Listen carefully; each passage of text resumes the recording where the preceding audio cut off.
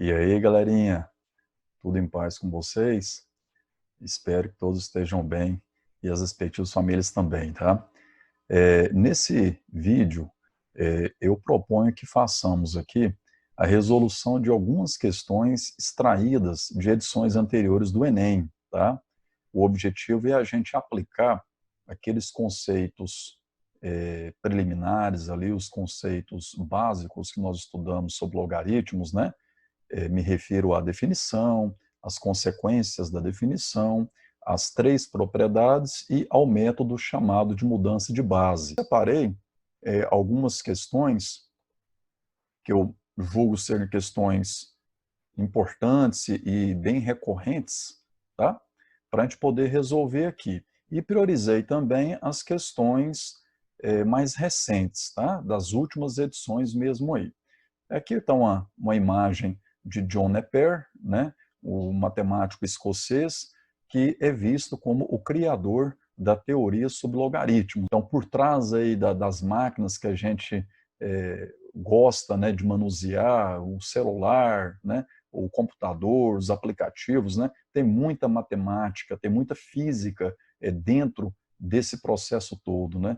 E logaritmos, com certeza, é um tema que está, assim, aplicado a muitos desses avanços tecnológicos. Então, bora lá para as questões do Enem. Aqui, ó, eu trago uma questão Enem 2019, tá?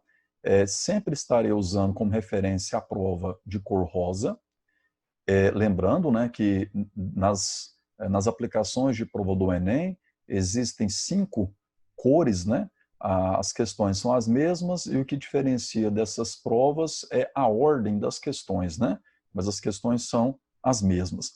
Na prova rosa de 2019, a gente teve lá a questão 143, trazendo o seguinte texto, ó: a hidrangea macrophylla, espero ter lido corretamente, é uma planta com flor azul ou cor-de-rosa, dependendo do pH do solo no qual está plantada. Em solo ácido, ou seja, pH menor que 7, a flor é azul. Então, atentos, pH menor que 7, a flor é azul. Enquanto que em solo alcalino, ou seja, pH maior que 7, a flor é rosa. Considere que a hidrangea cor-de-rosa mais valorizada comercialmente numa determinada região seja aquela produzida em solo com pH inferior a 8. Sabe-se que o pH é igual a menos o logaritmo de x na base 10, em que x é a concentração de íon hidrogênio, concentração de H+. Para produzir a hidrangea cor-de-rosa de maior valor comercial, deve-se preparar o solo de modo que x assuma. Então, repare, essa questão ela traz aqui uma aplicação de logaritmos na química, né, no âmbito do cálculo do pH dessa planta. E aí, o que acontece? Foi falado que pH menor que 7, a flor é azul, e pH maior que 7, a flor é rosa. Só que pH maior que 7, a flor é rosa, e para que se tenha uma maior valorização comercial, é necessário que esse pH seja inferior a 8, ou seja, para ter cor rosa, o pH tem que ser maior que 7, porém não pode ultrapassar 8, ou seja, tem que ser inferior a 8, tá? Desse modo, o que nós temos aqui, ó? Então, foi dado para nós, né, como calcular o pH. Então, o pH é o negativo do logaritmo decimal de x, tá? E aí, como nós queremos, ó, para produzir a hidrangea de cor rosa de maior valor comercial, deve-se preparar o solo de modo que x assuma. Então, qual que é o objetivo? A gente quer determinar valores de x, tá, para produção da planta com flor rosa e de maior valorização comercial. Portanto, o pH tem que ser maior que 7 para ter cor rosa, e para que tenha essa maior valorização tem que ser menor que 8. significa dizer que o pH, que é calculado então por essa formulazinha simples, ou pelo negativo do logaritmo de x na base 10, tem que ser menor que 8 e, por outro lado, tem que ser maior que 7. Ó, uma dificuldade que alguns de vocês às vezes têm de fazer essa leitura aqui, ó, à esquerda. 7 é menor que o negativo desse logaritmo. Então, é claro que o negativo do logaritmo é maior que 7. Então, esse símbolo a gente lê como menor quando feita a leitura da esquerda para a direita, né? Claro que se eu inverter a leitura da direita para a esquerda, o que era lido como menor passará agora a ser lido como maior. Então, eu estou lendo que o negativo do logaritmo, ele tem que ser menor que 8 e maior que 7. Bom, como calcular o valor de x diante dessas duas desigualdades, diante dessa inequação, né? Nós temos aqui uma inequação simultânea. Por que simultânea? Porque simultaneamente eu tenho que obedecer essas duas condições, tá? Bom, vamos lá.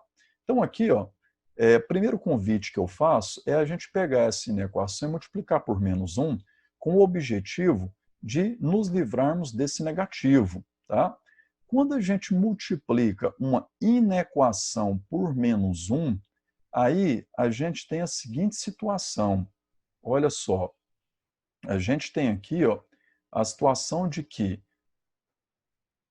importante eu frisar com vocês, uma explicação que a gente já deu em algumas aulas atrás, mas é bom a gente frisar. Vamos usar essa parte como um rascunho para a gente poder ir fazendo a resolução dessa inequação. Primeiro lance é o seguinte, ó, como exemplo, todos concordam que 2 é menor que 5.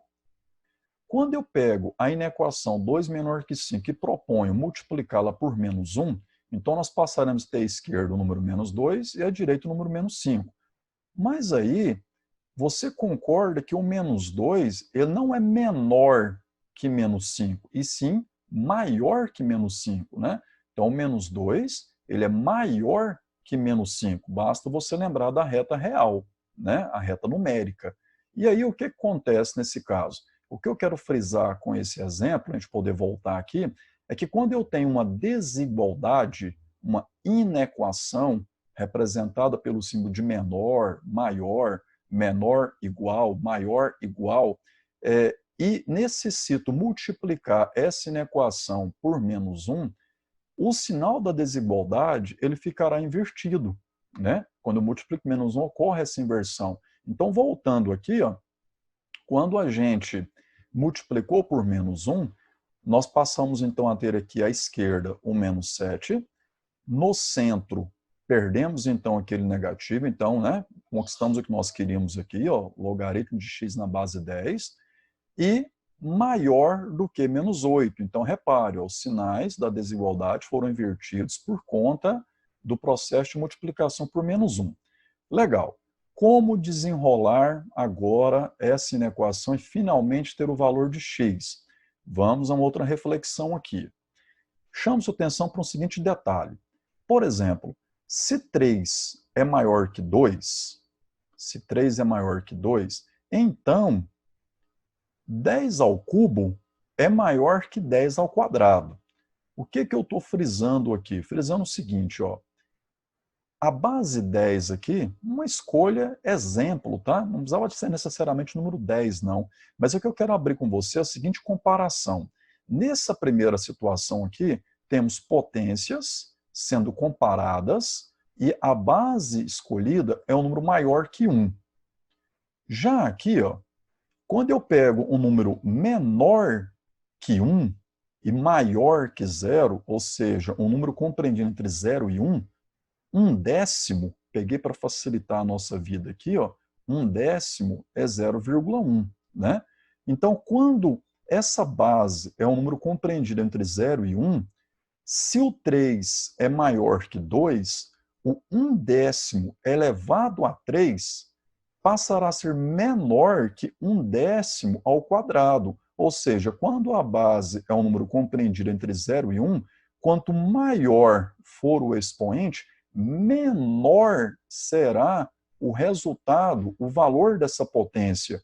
Então, 3 maior que 2 implica em 1/10 ao cubo sendo menor que 1/10 ao quadrado. Então, se a base está entre 0 e 1, aquele sinal de maior, ele passa a ser aqui, ó, menor, né? Nessa comparação. Já quando a base é maior que 1, é o caso aqui do número 10, o mesmo sinal da desigualdade é utilizado para a comparação das potências, né? Porque se a base é maior que 1, quanto maior for o expoente, maior também será a potência. Tá, e o que isso aqui tem a ver, professor, com o que nós queremos resolver? Ó, tem a ver o seguinte, o que eu posso fazer aqui então? Vamos lá. Usei a base 10. O que a gente percebeu aqui? Quando a base está entre 0 e 1, não acontece inversão do sinal, o sinal é mantido. Então, se menos 7 é maior que o logaritmo de x na base 10, então 10 elevado a menos 7 é maior que 10 elevado ao logaritmo de x na base 10, que por sua vez será maior do que 10 elevado a menos 8. Então eu tinha essa comparação e resolvi, a partir dela, aplicar aqui uma comparação dessas potências. Agora, qual que é o meu intuito nessa escrita? O meu intuito vem aqui agora, ó. Olha um lance que aprendemos lá na quarta consequência da definição, o quarto caso particular da definição. Lá nós tínhamos a estrutura de uma potência, onde no logaritmo da potência existe onde no expoente da potência existe um logaritmo, e a base do logaritmo é igual à base da potência. Aprendemos que quando isso ocorre, o valor dessa potência é simplesmente o valor do logaritmando, portanto, o valor de x. Então, olha o meu intuito, é que isso aqui, ó, pode ser agora escrito assim, ó. Olha lá. E aí, pronto, concluir o valor de x. Quer dizer, então, que 10 a menos 7 é maior que x, e, portanto, isso significa dizer que x é menor que 10 a menos 7, e esse x, por sua vez, tem que ser maior que 10 a menos 8. Ou seja, x tem que estar entre 10 a menos 8 e 10 a menos 7, porque ele tem que ser maior que 10 a menos 8 e tem que ser menor que 10 a menos 7. Quando eu olho para as alternativas, eu observo que a letra E fala isso, ó, valores maiores que 10 a menos 8 e menores que 10 a menos 7. Muito bom. Portanto, essa questão 143 da prova Rosa Enem 2019, o gabarito é a letra E, tá? Ferramentas que usamos nessa resolução. Então, a gente precisou, primeiramente, através da interpretação textual, estruturar essas inequações, né? A partir dessa estruturação, 2 passos importantes. Primeiro, a multiplicação por menos 1, entendendo a ocorrência da inversão dos sinais de desigualdade, através desse exemplozinho que a gente comentou aqui, isso ficou um pouco mais claro, né? E depois, como ter aqui simplesmente x e não logaritmo de x na base 10. Aí veio a ideia de, olha, a partir dessa comparação, através desse exemplo, nós podemos aplicar uma comparação de potências e proposital, eu usei aqui a base 10 justamente porque aqui nós tínhamos um logaritmo na base 10, tá? E aí, se eu tinha um logaritmo na base 10, eu achei interessante porque dava para aplicar aquele quarto caso particular da definição e, portanto, traduzir isso aqui em simplesmente x, chegando então nessa condição, e aí, como conclusão aqui, então x é menor que 10 a menos 7, x maior que 10 a menos 8. Então está aí a resolução dessa questão 143, ok? Bora para a próxima questão aí. Nessa questão, a questão 162, a gente tem o seguinte, ó, questão 162, ela traz para nós aí a seguinte situação. Ó, vamos voltar aqui um pouquinho antes das descrições, vamos ler o enunciado.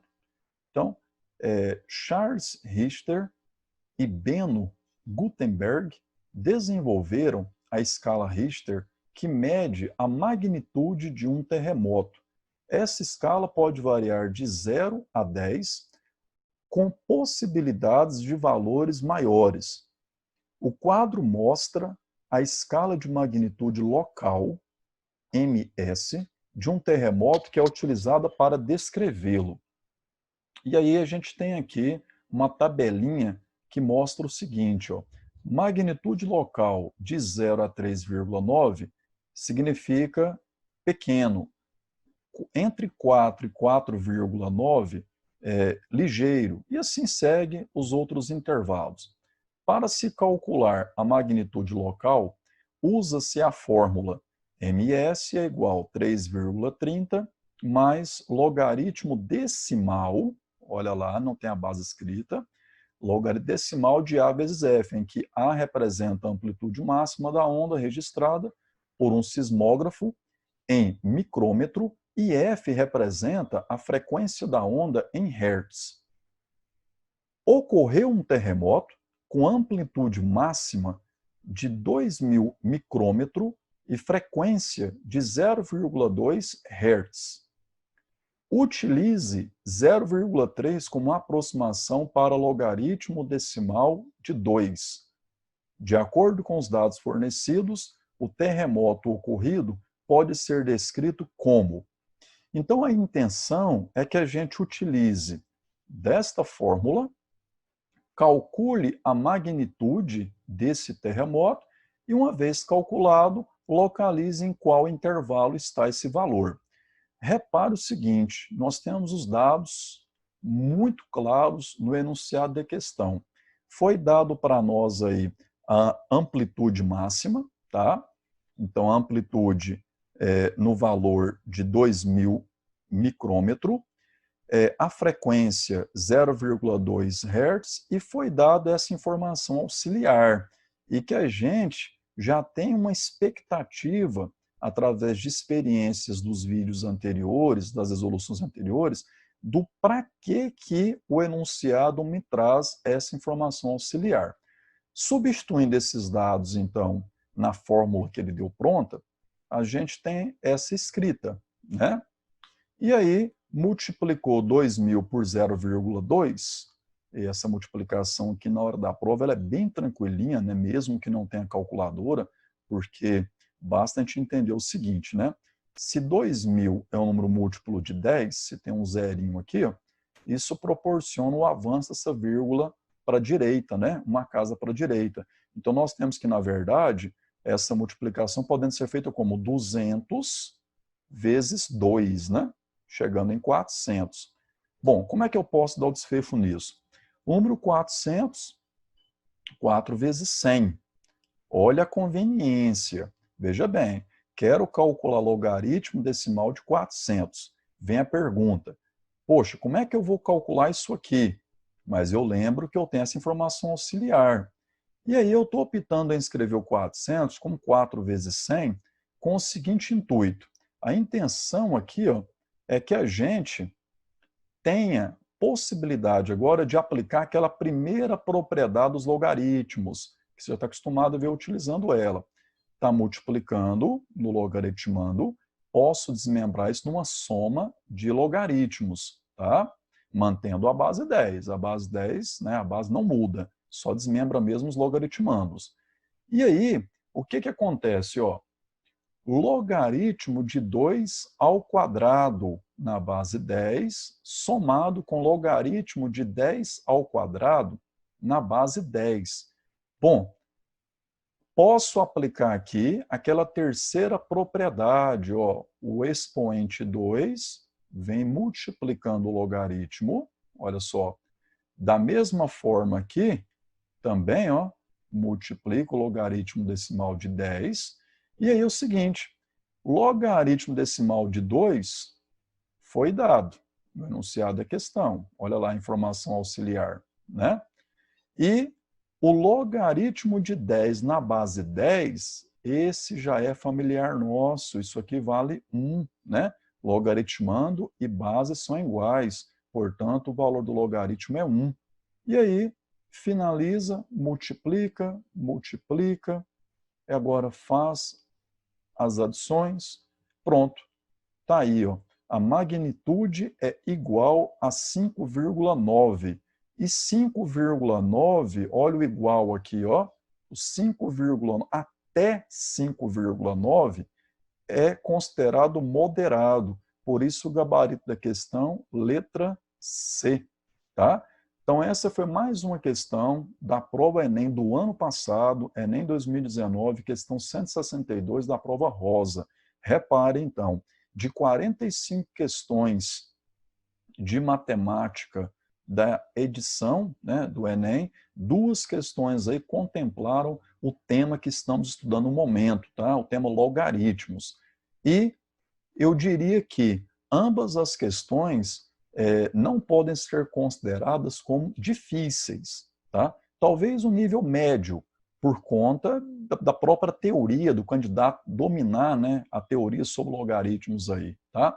Mas também não foi daquelas questões mais difíceis, né, desse tema não, tá? Acho que assim, o estudante que está bem empenhado aí nas nossas aulas, que está tentando levar a sério, estudar de verdade, aprender mesmo o assunto, teria uma certa facilidade em resolver essas 2 questões. A questão 147 do Enem 2018, e diz assim, ó, um contrato de empréstimo prevê que quando uma parcela é paga de forma antecipada, conceder-se-á uma redução de juros de acordo com o período de antecipação. Nesse caso, paga-se o valor presente, que é o valor naquele momento, de uma quantia que deveria ser paga em uma outra data futura. Um valor presente P submetido a juros compostos com taxa I por um período de tempo N produz um valor V, um valor futuro V, determinado pela fórmula. E aí então a gente tem essa formulazinha que dá então o valor futuro sendo igual ao valor presente vezes 1 mais I elevado a N, sendo I a taxa de juros e N o tempo, tá? Em um contrato de empréstimo com 60 parcelas fixas mensais de R$ 820, a uma taxa de juros de 1,32% ao mês, junto com a 30ª parcela será paga antecipadamente uma outra parcela, desde que o desconto seja superior a 25% do valor da parcela. Utilize 0,2877 como aproximação para o logaritmo natural de 4/3 e 0,0131 como aproximação para o logaritmo natural de 1,0132.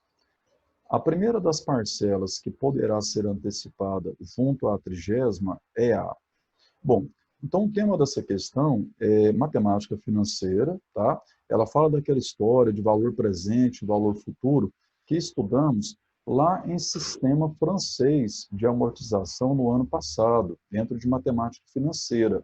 Lembra que naquela ocasião eu dizia que esse tema é um tema que tem aparecido nas últimas edições do Enem, tá? E aí o que acontece? O objetivo aqui dessa questão é fazer uma antecipação.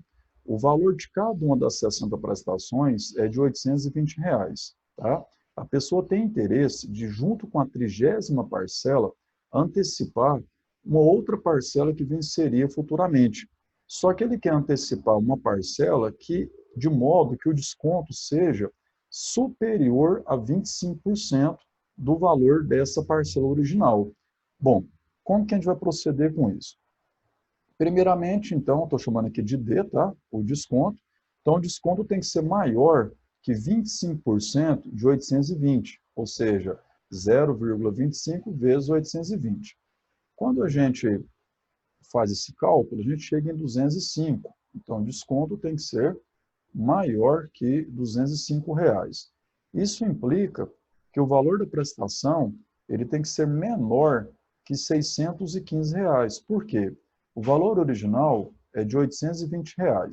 Se a gente tira os 205, Portanto, o valor que essa pessoa deseja pagar de prestação, essa prestação a ser antecipada, esse valor tem que ser menor que R$ 615. Bom, e aí o que acontece? A gente pode organizar aqui um esqueminha, como a gente organizava quando a gente estudou lá aquela série de pagamentos no ano passado, tá? Nessa organização aqui, o que eu tenho representado? Ó, junto com a 30ª parcela, quero pagar uma outra parcela, porém quero pagar por ela um valor menor que R$ 615. Esse N significa aqui ó, o tempo, né, de antecipação. Então, a parcela que eu vou antecipar, o valor original dela é de R$ 820. E ela vai vencer quando? Daqui N meses. Então, eu quero fazer essa antecipação para esse momento junto com a 30ª parcela. A formulazinha que relaciona o valor futuro e o valor presente já foi dado na questão, tá? Como o foco aí é calcular o tempo, sabendo que esse valor presente tem que ser menor que 615, a gente pode reescrever essa igualdade nesse padrão, isolando P, tá? Então, 1 mais I elevado a N está multiplicando, a gente pode escrever dividindo V. Então, P é igual a V sobre 1 mais I elevado a N, ok? Poderia pronunciar aqui aquela leitura mais teórica, né? Mais precisa, de que eu posso dividir por 1 mais I tanto à direita quanto à esquerda. Bom, feito isso, essa estrutura, ela pode então aqui ser representada de que forma? Então eu posso representá-la como 820 sobre 1 mais a taxa de juros I elevado a N. Então, essa estrutura tem que ser menor que 615. Bom, qual que é o objetivo nosso? Encontrar esse N com essa condição. Como aqui trata-se de uma inequação, querendo ou não, a resolução se torna um pouco mais complicada. A gente pode resolver isso aqui através de uma equação mesmo. Somente lá no final, a gente atentar que, como objetivo principal é que seja menor que 615, então o valor de N encontrado lá terá que ser de igual para maior que o valor encontrado, tá? Por quê? Porque quanto maior é o tempo dessa antecipação, maior também será o desconto concedido, né? Quanto mais tempo eu estou puxando essa prestação ao presente, maior será o desconto dos juros que eu teria que pagar se eu fosse pagar essa parcela na data de vencimento normal. Vamos dar o desenrolar, então, dessa equação aqui. Ó. A gente pode escrever esse 1,032 elevado a n multiplicando o 615. E o 615, por sua vez, vem dividindo o 820. Então, eu tenho essa igualdade. Ó. Nessa igualdade, eu já consegui isolar, então, a potência com expoente em n e posso agora buscar simplificar essa fração. Essa fração, simplificando o 820 e o 615 ao máximo, eu não sei se você percebe com uma certa facilidade, mas ambos são números múltiplos de 205. Se não perceber, vocês poderiam ir simplificando gradativamente, tá? E aí, simplificando por 205, o 820, quando dividido por 205, é 4, e o 615 dividido por 205 é 3. Nessa igualdade, eu tenho então aqui agora uma equação exponencial, só que eu tenho dificuldades de igualar as bases das potências. Como eu tenho dificuldade de igualar essas bases, será necessário a gente aplicar aqui a teoria sobre logaritmos e o que eu vou fazer aqui foi feito em uma das questões do questionário que resolvemos lá no vídeo anterior, tá? Então, o que nós temos aqui? Ó? A gente tem que, se essa potência é igual a 4/3, então, os respectivos logaritmos, portanto, o logaritmo natural dessa potência será igual ao logaritmo natural de 4/3, né? Naquela situação de que, se são iguais, então os logaritmos aqui também serão iguais, sendo que essa potência faz papel de logaritmando e o 4/3 também logaritmando. Eu optei aqui por aplicar logaritmo natural e não o logaritmo tradicional, a abreviação log, porque o autor da questão fez a opção de trazer para nós aqui, ó, indicações de valores auxiliares, e esses valores auxiliares são valores de logaritmos naturais, tá? Bom, feito isso, a gente agora pode entender o seguinte, ó, posso aplicar aqui aquela terceira propriedadezinha, onde aqui só repetiu, né? É a mesma escrita. Eu posso pegar aqui, ó, esse n e trazer multiplicando o logaritmo, usando a terceira propriedade de logaritmos, tá? Dessa forma, agora ficou fácil isolar o n, ó. Por quê? Porque aí o logaritmo natural está multiplicando o n, eu posso escrevê-lo dividindo o logaritmo natural de 4/3, ficando então dessa forma, ó. E aí, agora sim, aplico os valores indicados. Então, o logaritmo natural de 4/3, 0,2877, está aqui. E o logaritmo natural de 1,0132, 0,0131, tá? Feita a divisão, a gente chega no valor aproximado de 21,96. Lembrando, 21,96 é a quantidade de meses que eu preciso realizar a antecipação para que a prestação caia para exatamente 615. Como eu quero que a prestação seja menor que 615, então esse tempo N tem que ser maior que 21,96. E o maior número inteiro, né? A maior quantidade de meses inteira aí, né? Corrigindo aí, né? A quantidade de meses, né? A primeira quantidade de meses inteira maior que 21,96 é 22, né? Então, significa dizer que a primeira prestação que pode ser antecipada para que o desconto seja maior que 205 é a prestação de número 52, né? Porque seria aqui, ó, já estamos aqui no mês 30, mais 22, portanto, 30 mais o 22, 52, né? Então, a partir da 52ª prestação, qualquer prestação que ele antecipar, ele terá um desconto maior que R$ 205 e, portanto, a prestação ficará menor que 615. Como ele pediu aqui, ó, a primeira das parcelas que poderá ser antecipada, então a primeira das parcelas é a 52ª, portanto, o item C é o gabarito oficial dessa questão 147, Enem 2018, prova rosa. Beleza, gente? Então, olha só, o que essa questão abordou para nós aí? Então, a questão traz aplicação de logaritmos, em especial, o autor da questão optou por usar logaritmos naturais no contexto da matemática financeira, mais precisamente no sistema francês de amortização que havíamos estudado lá no primeiro ano, durante o ano passado. Essa questão, ela vem aqui, ó, prova rosa, 159, né, Enem 2018, fala o seguinte, ó, vamos ver qual que é o tema abordado aqui agora.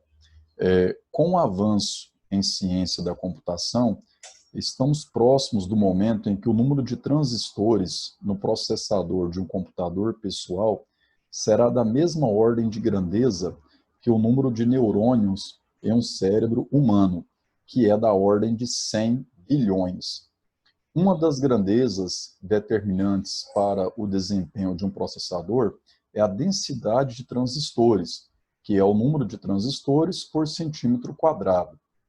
Em 1986, uma empresa fabricava um processador contendo 100 mil transistores distribuídos em 0,25 centímetros quadrados de área. Desde então, o número de transistores por centímetro quadrado que se pode colocar em um processador dobra a cada 2 anos. Lei de Moore. Bom, Considere 0,30 como aproximação para logaritmo decimal de 2. Em que ano a empresa atingiu ou atingirá a densidade de 100 bilhões de transistores? Que faz lá referência, né, ao cérebro humano. Bom, então o tema dessa questão é a respeito aí de número de transistores por centímetro quadrado. Isso é chamado de densidade de transistores, né, em processador, como ele descreve aqui. E aí, então, o que se pede é o tempo, né, em que ano a empresa atingiu ou atingirá a densidade de 100 bilhões de transistores. Bom, inicialmente, o que nós temos aqui? Ó? A gente tem que a densidade no instante zero, no momento zero, é assim que eu vou me organizar aqui, eu vou colocar densidade em função do tempo, tá? Então, no momento inicial, a gente tinha a densidade, lembrando que a densidade é calculada, como ele descreve aqui, né? Número de transistores por centímetro quadrado. Então, eu peguei lá número de transistores, 100 mil, por 0,25 centímetros quadrados para calcular a densidade inicial. Como que eu posso fazer esse cálculo aqui? Ó? Vamos transformar o 0,25 em 25 inteiro. Para isso, basta deslocar duas casas com essa vírgula para a direita, ou seja, multiplicar esse número por 100. Se eu multipliquei o denominador, multiplico também o numerador por 100, e aí então acrescenta-se 2 zeros ao número 100 mil. Logo, a gente tem aqui, ó, separando aqui as classes, né? Então nós temos aqui agora 10 milhões dividido por 25. Posso executar esse cálculo da seguinte forma. O número 100 é divisível por 25 e resulta em 4. E aí 4 acompanhado dos demais 5 zeros que nós temos ali. Portanto, 400 mil. Então você tem aqui, ó, 400 mil transistores a cada centímetro quadrado nesse momento inicial de observação. Portanto, essa é a densidade lá em 1986.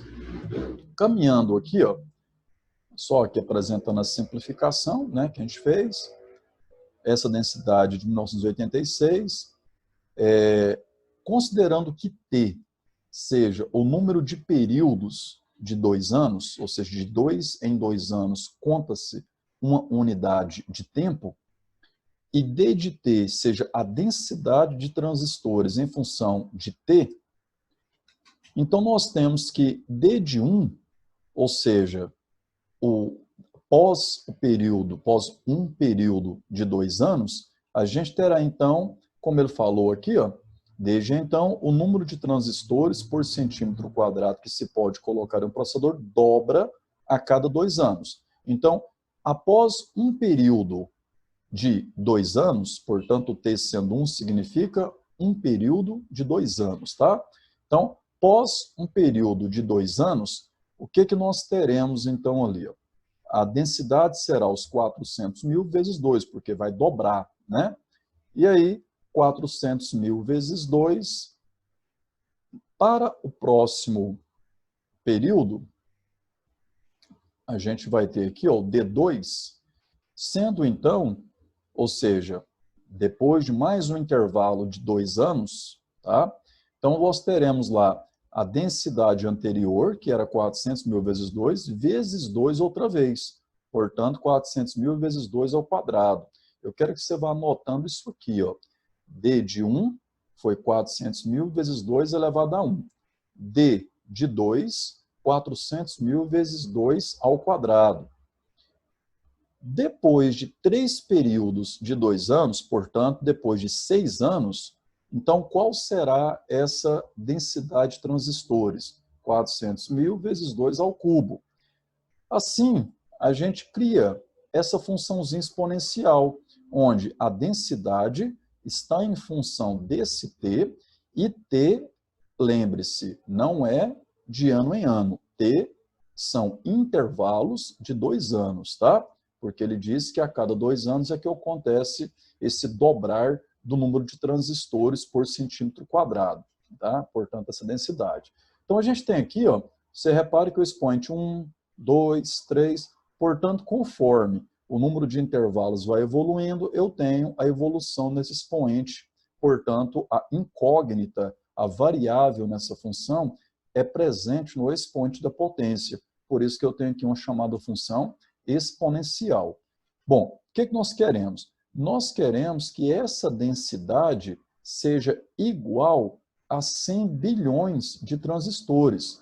Então, eu posso colocar assim, ó, a densidade, que é dada por essa função, portanto, esta função é igual, tem que ser igual, né, pela condição do problema, 100 vezes 10 elevado a 9. Lembrando que 10 a terceira é 1.000, 10 elevado a sexta, 1 milhão, e então 10 elevado a 9, 1 bilhão. Portanto, 100 vezes esse 1 bilhão, nós temos então aqui 100 bilhões. Então, nossa intenção é resolver essa equação, encontrando o t, que é o número de intervalos de 2 em 2 anos, e ao final a gente descobrirá em que ano essa empresa atingiu ou atingirá os 100 bilhões de transistores. Lembrando que nós estamos partindo lá de 1986, tá?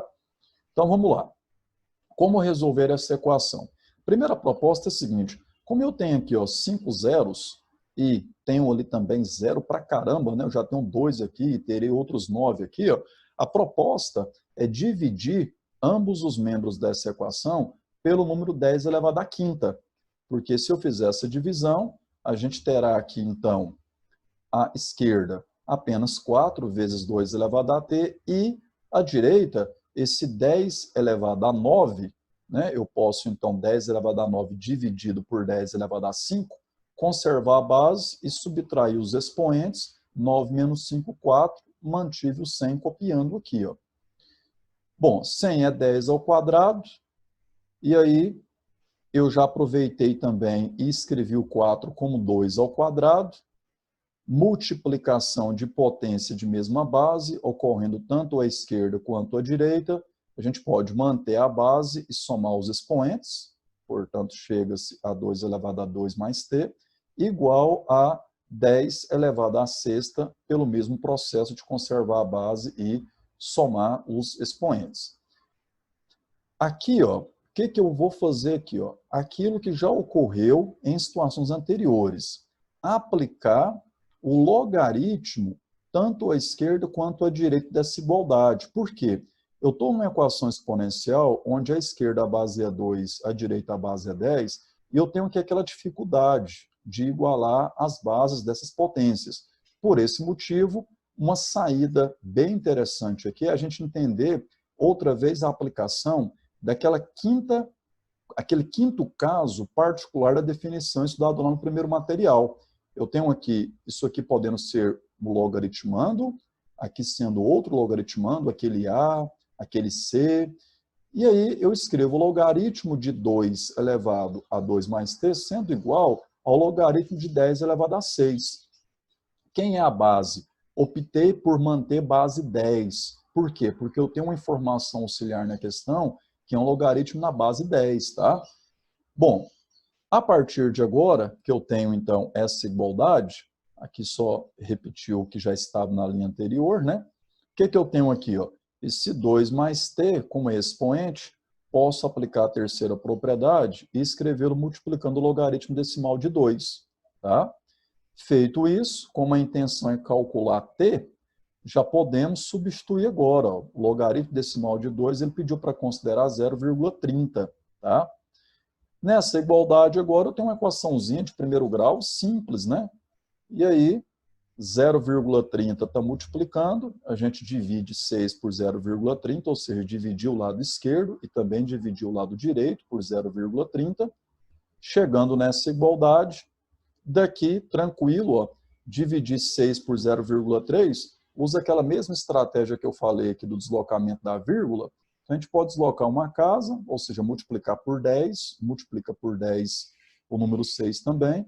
Então, 60 dividido por 3, 20. Como eu tenho 2 mais t, subtrai 2 à esquerda, subtrai 2 à direita, ou seja, o 2 está positivo, vai passar lá negativo, como vocês gostam de pronunciar. Então, nós temos 20 menos 2, 18. Ou seja, 18 o quê? 18 períodos de 2 anos. Portanto, 36 anos. Ou seja, a empresa ela vai atingir essa quantidade de transistores por centímetro quadrado, vai atingir essa densidade em que ano? Então, iniciamos em 1986, somados aos 36 anos que precisam decorrer, chegaremos então em 2022. Essa é a expectativa da empresa conseguir alcançar essa densidade segundo essas condições que foram dadas no finalzinho aqui do texto. Tá? Então, essa questão, ela aplica logaritmos em um contexto envolvendo aí, ó, a parte de computação, né? Interessante, né? Nós temos aí no Instituto Federal Campos Morrinhos, curso técnico em agropecuária, e lá tivemos aquela questão falando sobre o pH do solo, né? Algo muito contextualizado com a área da agropecuária. E aqui, na questão 159 da prova 2018, a gente tem aí um contexto envolvendo a área de informática, né? Que é uma outra área, um outro curso técnico oferecido na escola. São 141, tá? Da prova rosa 2017. A questão diz o seguinte: para realizar a viagem dos sonhos, uma pessoa precisava fazer um empréstimo no valor de R$ 5.000. Para pagar as prestações, dispõe de, no máximo, R$ 400 mensais. Para esse valor de empréstimo, o valor da prestação P é calculado em função do número de prestações N, segundo a fórmula P é igual a 5.000 vezes 1,013 elevado a N vezes 0,013 dividido por 1,013 elevado a N menos 1. Uma fórmula, a princípio, aí, que assusta, né? Mas para nós que tivemos a oportunidade de estudar sistema francês de amortização o ano passado, você vai ver já já que isso aqui é algo familiar nosso, tá? Bom, se necessário, utilize 0,005 como aproximação para o logaritmo de 1,013 e 2,612 como aproximação para o logaritmo decimal de 400 e também 2,525 como aproximação para o logaritmo decimal de 335. Repetidamente, aquela história de informações auxiliares que servirão para a resolução desse problema. Bom, o que eu quero, então, diante desse contexto? De acordo com a fórmula dada, o menor número de parcelas cujos valores não comprometem o limite definido pela pessoa é, bom, então eu quero calcular o número de parcelas, o menor número de parcelas, de modo que o valor não comprometa o limite que a pessoa estabeleceu. Olha lá, ela precisa contrair um empréstimo no valor de R$ 5.000 e não pode pagar mais que R$ 400 por mês. Olha lá, ela pode pagar no máximo R$ 400 por mês. Bom, essa fórmula que ele escreve aqui para nós, ó, é essa formulazinha que estudamos o ano passado. O valor da prestação é igual ao valor do saldo devedor, a quantia a ser tomada como empréstimo, vezes a divisão de 1 mais I elevado a N vezes I por 1 mais I elevado a N menos 1. Lembrando que esse I é a taxa de juros e que N é o número de prestações, o número de parcelas a serem pagas, tá? Bom, fazendo uma associação dessa fórmula para o que ele escreve, repara que bate beleza, ó, S é os 5.000, tá? Se aqui está escrito 1,013, esse 1,013 é a soma de 1 mais I. Portanto, a taxa de juros que essa pessoa vai pagar é de 1,3%, né? Olha lá, 0,03 significa 1,3%. Bom, Aplicada essa fórmula, então, olha lá, o I, 0,013, denominador da mesma forma, tá? Depois que já fez a soma, claro que esse parênteses aqui deixa de ser necessário, e o camarada que escreveu a questão optou por colocar um parênteses aqui em todo o denominador. A princípio, desnecessário, mas eu acho que ele estava querendo te dar uma dica aí no desfecho da resolução. Quer ver? Olha só. Então tá. Então, essa fórmula é usada para calcular o valor da prestação. Lembre-se, o valor da prestação tem que ser de no máximo R$400. Eu poderia, ao invés de usar aqui o sinal de igual, ter colocado o sinal de menor ou igual, né? Usar menor igual aqui, ó. Mas eu optei por colocar igual por entender que resolver uma equação, em geral, é mais confortável do que pensar na resolução de uma inequação, tá? Então, vamos lá. Então, aqui eu tenho essa equação, onde meu objetivo é calcular esse n. Lembrando, se eu coloquei já o limite de R$400, portanto, eu já vou estar calculando aqui, nessa igualdade, o menor número de prestação possível. Por quê?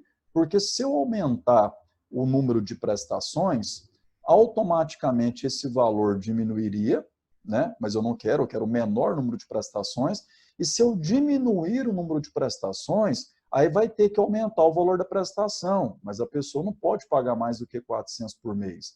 Então, essa igualdade tem todo um sentido no contexto da questão, tá? Como resolver essa equação? Olha a dica. Ao colocar entre parênteses, quem elaborou a questão já quis te mostrar o seguinte, ó. Se essa potência 1,013 elevado a n menos o número 1 está dividindo o primeiro membro, podemos escrever multiplicando o segundo membro. Aquele famoso está dividindo, passa multiplicando. Ou, numa linguagem matemática oficial, multiplicamos tanto a esquerda quanto a direita por esse divisor, tá? E aí, então, nós temos o seguinte, 5.000 multiplicado por essa potência e ainda multiplicando 0,013, como a ordem dos fatores não altera o produto, eu posso fazer o seguinte, pegar os 5.000 e multiplicar por 0,013. 3 zeros significa 1.000 e 1.000 aqui significa avançar 3 casas com a vírgula. Então, essa multiplicação mesmo que 13 vezes 5, portanto, 65 vezes a potência, tá? E aqui eu simplesmente, então, fiz lá a passagem, né, multiplicando lá o segundo membro. Continuando, o que foi feito aqui? Propriedade distributiva, o famoso chuveirinho. Primeiro membro, só copiei. Agora, o que eu estou fazendo aqui? Ó? Quero escrever do lado esquerdo as partes da equação que estejam envolvendo 1,013 elevado a n.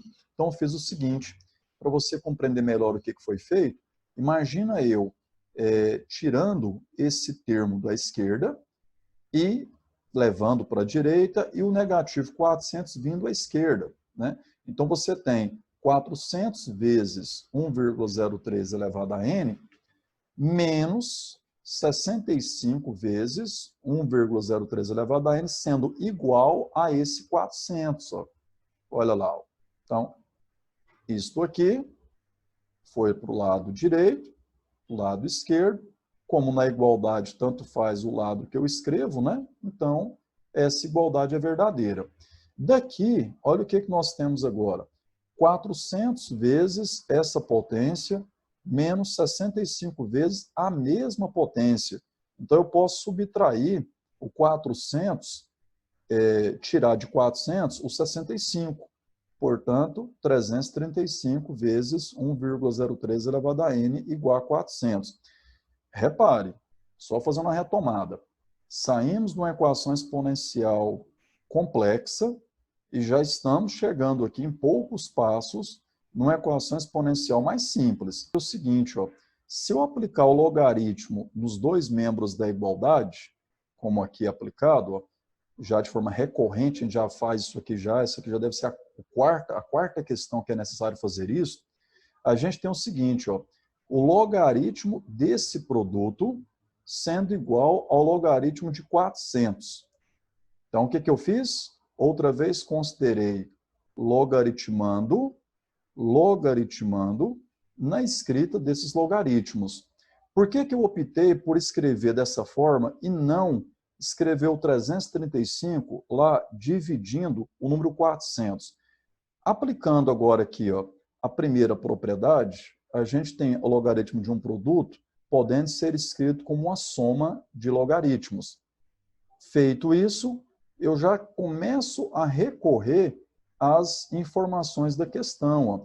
Eu já tenho aqui o logaritmo de 400, o logaritmo de 335, e agora, aplicando a terceira propriedade nessa potência, o n, que é expoente, ele pode ser escrito multiplicando o logaritmo. E aí, agora eu tenho os 3 logaritmos com valores dados na questão. Substituindo os respectivos valores, então nós temos agora essa igualdade, tá? E dando desfecho aqui agora, temos uma equaçãozinha de primeiro grau bem simples, só mesmo trabalhar para isolar o n. Então, subtrai 2,525 à esquerda, mas também à direita, a gente recai nessa igualdade. Feita a subtração, 0,077, aqui eu só copiei a esquerda, né?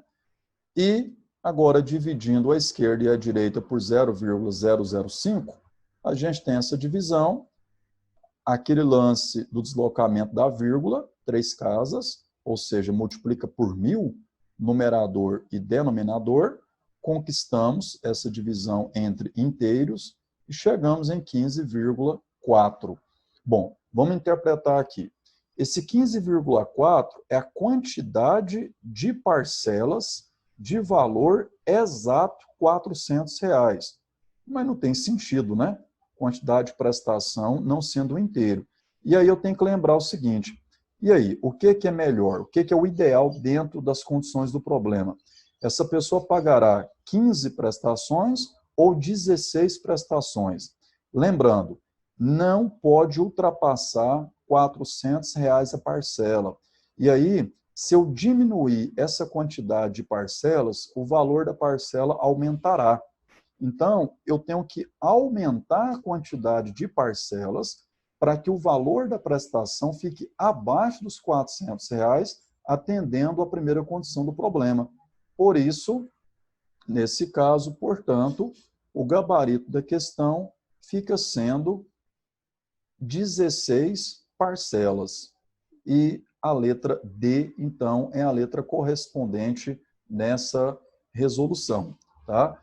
Então, observe o seguinte, é uma questão de fácil resolução? Não, realmente não é. Essa questão classificaria ela realmente como nível difícil. Da forma com que é feita a correção da prova do Enem, acertar a resolução de uma questão como essa na prova é muito interessante, porque você pode ter aí uma elevação na sua nota, tá? Desde que, em contrapartida, você não cometeu vacilos de perder questões muito óbvias, questões muito fáceis. Porque se você acerta uma questão como essa, de nível difícil, tá? E erra, de repente, uma questão muito fácil, né? Aquele sistema de correção que tenta evitar o acerto pelo fute, poderá jogar sua nota um pouquinho para baixo aí. Então, bacana resolver uma questão como essa na prova, mas tendo cuidado também de não cometer um vacilo numa questão muito fácil. Beleza? Agradeço aí por você ter assistido todo o vídeo e acompanhe, reveja o vídeo, tenta acompanhar passo a passo dessa resolução, tá? Volta um pouquinho, avança, porque de fato trata-se de uma resolução com muitos detalhes. Espero ter contribuído aí com mais um passo aí na formação de vocês. Saudades. Abraço.